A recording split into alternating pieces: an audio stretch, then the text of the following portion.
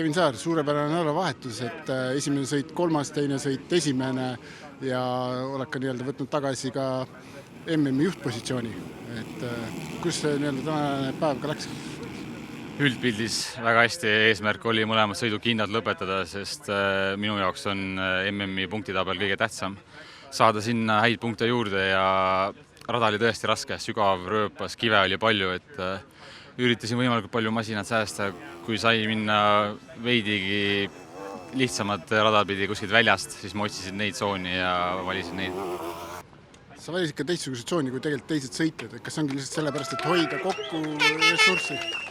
Ja kuna kõik sõidavad enamasti ühte samad tsoont sisekurvides ja sealt tulevad järjest kive välja, siis on ketile ja hammasratastele päris kurnav ja ohtlik, et seetõttu ma neid teisi üritasin otsida, aga teises sõidus polnud varianti, kui tahtsin võita, siis tuli neid kõige lühemaid ja kiiremaid tsooni valida. Nüüd see MM-i, kes ennem juhtis itaallane, tema on vigastatud ja jäi välja seekord. Kas sa tead ka, kui tõsine vigastus, kas ta jääb ka järgmistest sõitudest välja?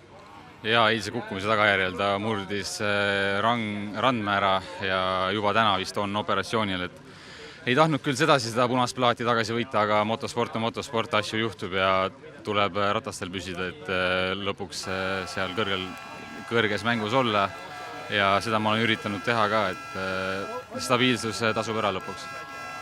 Kevin Sarrillo on ka tulnud sulle päris kõvasti kannule, kas ta hakkab ka kaarti segama sul? Väga hea, et ta siia tuli, et mul on tema üle väga uhke tunne, et Eesti poisid 1-2 MM-il esmakordne asi on ja et väga uhke tema sõidu üle ja väga tubli poiss, midagi ei ole öelda. Aga tänud ja elu järgmistes sõistuks. Suur tänu!